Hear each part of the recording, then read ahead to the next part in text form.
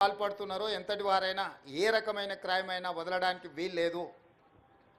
గతంలో IPC sections ప్రకారం rape and మర్డర్ని serious crime కింద చూసేవాళ్ళం మనం. ఆ నేరాలకు ఎక్కువ శిక్షలు ఉండేటివి. ఐపీసీలో చాలా వరకు వాటికి సంబంధించిన వివరాలను పొందుపరిచింది. ఇప్పుడు గవర్నమెంట్ ఆఫ్ ఇండియా ఐపీసీ సెక్షన్స్ను కానీ ఐపీసీని కానీ సమూలమైన మార్పులు తీసుకొచ్చింది. ఇప్పుడు కొత్త సవాళ్ళను ఎదుర్కోబోతున్నాం. భారత ప్రభుత్వం తీసుకొచ్చిన మార్పులను, చట్టాలను, నిబంధనలు వాటన్నిటిని కూడా మన అధికారులకు వివరించడమే కాకుండా ఇందులో కూడా శిక్షణ ఇవ్వాల్సిన అవసరం ఉంది. ఆనాడు రాజ్యాంగం రాసుకున్నప్పుడు తీవ్రమైన నేరానికి మర్డర్స్ని కానీ రేపులను కానీ మేజర్ సమస్యల కింద చూసాను. ఈరోజు సైబర్ క్రైమ్ వాటికంటే పెద్దదిగా మారింది.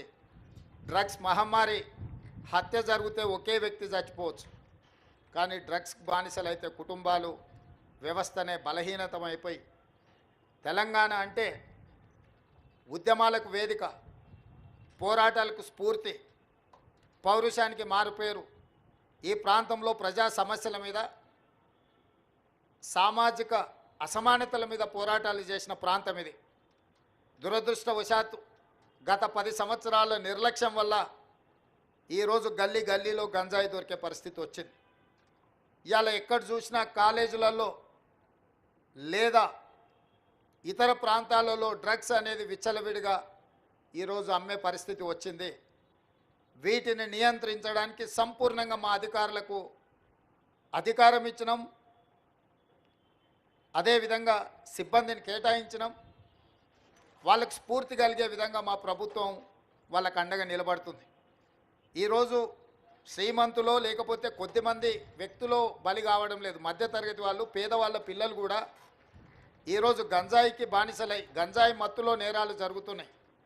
ఈ మధ్యకాలంలో చిన్నపిల్లల మీద జరుగుతున్న దాడులు, దాని వెనకాల కారణాలు చూస్తే ప్రధానంగా గంజాయి లాంటి మాదక ద్రవ్యాలు వాడిన వాళ్ళే ఈ నేరాలకు పాల్పడుతున్నారు. ఈరోజు ఈ నేరాలను నియంత్రించాలి. మళ్ళీ తెలంగాణలో ఉద్యమ స్ఫూర్తిని నింపాలి. తెలంగాణ అంటే సమస్యల మీద పోరాటం చేసే గడ్డ. తెలంగాణ ప్రాంత యువకులు దేనికి బానిసలు గారు, సమస్యల మీద పోరాటం చేసే సమర్థులు. తెలంగాణలో ఉన్న యూనివర్సిటీలు, విద్యాలయాలు సమస్యల పరిష్కారం కోసం, సామాజిక అసమానతల తొలగింపు కోసం పనిచేసే విధంగా వీటిని తీర్చిదిద్దాలి అని చెప్పి మా ప్రభుత్వం నిర్ణయించుకున్నది. అందుకే ఈరోజు సైబర్ క్రైమ్ అధికారులకు, తెలంగాణ యాంటీ నార్కోటిక్స్ బ్యూరోకి సంబంధించిన అధికారులకు నేను సూచన చేస్తున్నా. ఈ నేరాలను సమర్థవంతంగా నియంత్రించండి.